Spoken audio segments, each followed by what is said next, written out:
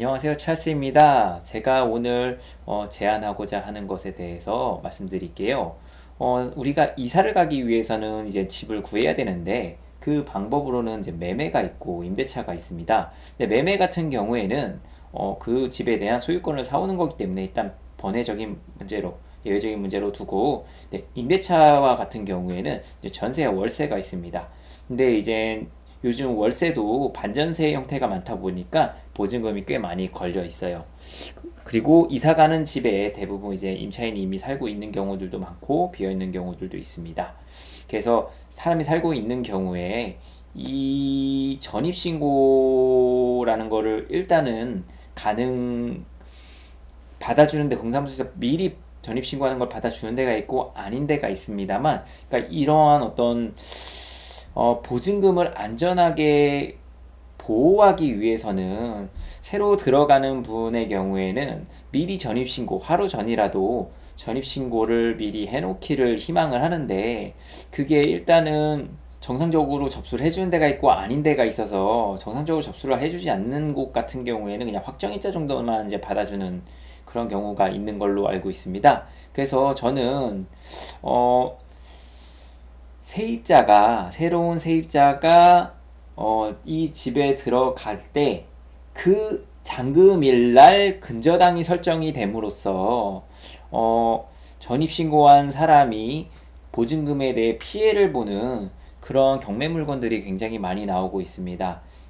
예를 들어 말씀드리면, 네, 제가 22년도 12월 21일 날 제 이사를 들어간 잔금을 치고 전세를 들어가기로 했다고 가정을 해볼게요. 근데 거기에 이제 임차인이 살고 있었고, 그 임차인은 이제 그날 돈을 받고 이제 나가게 됩니다. 저는 전입신고를 만약에 동사무소에서 받아주지 않았다고 해서 21일, 그 당일 잔금 낸 당일날 전입신고를 하게 되면, 저의 전입신고의 그 대항력은 그 다음 날인 22일 0시부터 생깁니다.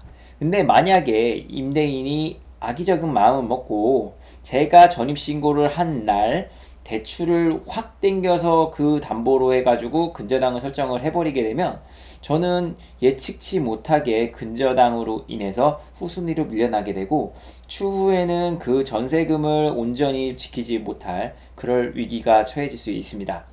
그러면 일단은 정부에서 이런 문제를 해결하기 위해서 어떠한 일을 해야 될지에 대해서 저도 고민을 많이 해봤는데요. 일단 확정일자 같은 경우, 전월세 신고 같은 경우는 받아주는 것 같습니다.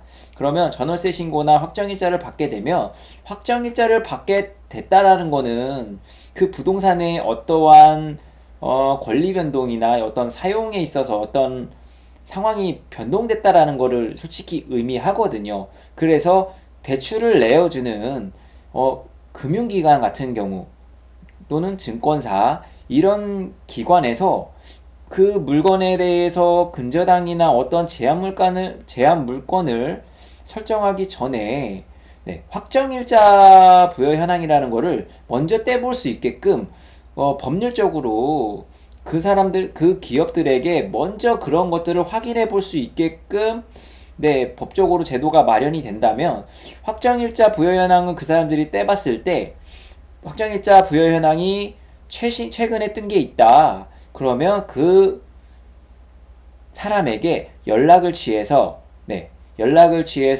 이 확정일자를 받은 그 이유가 무엇인지에 대해서 확인해 볼 수 있게끔 뭔가 제도적으로 보완이 되어야 된다고 생각합니다.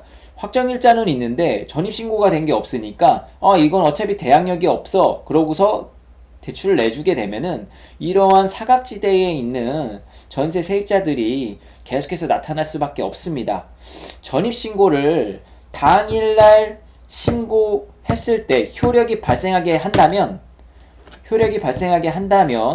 이런 제가 제안드리는 이런 것들, 이 사안에 대해서 별로 중요하게 여기지 않을 수 있습니다. 전입신고를 하고서, 네, 당일날 하고서 돈을 넣으면 되기 때문에 문제될 건 없는데, 근데 문제는 지금 전입신고는 다음날 되기 때문에 세입자의 어떤 보증금 보호의 차원에서 어떤 안정장치가 필요할 것 같습니다. 그래서 그런 것들을, 전입신고를 만약에 전입한 시점부터로 대항력을 얻을 게 아니라면 아까 제가 말씀드렸듯이 대부분의 세입자들은 계약서를 쓰게 되면은 계약서를 쓰게 되면 거기에 이제 확정일자를 받습니다. 요즘 대부분의 분들은 확정일자를 받아요. 그렇기 때문에 확정일자를 받게 된다면 그 받게 된 것을 그 금융기관에서 의무적으로 확인하게 하여서 확정일자가 있는 경우 그 확정일자를 신청한 사람에게 연락을 취해서 어떠한 상황으로 확정일자를 하게 된 경우 그 경위에 대해서 확인할 수 있게 해야 됩니다.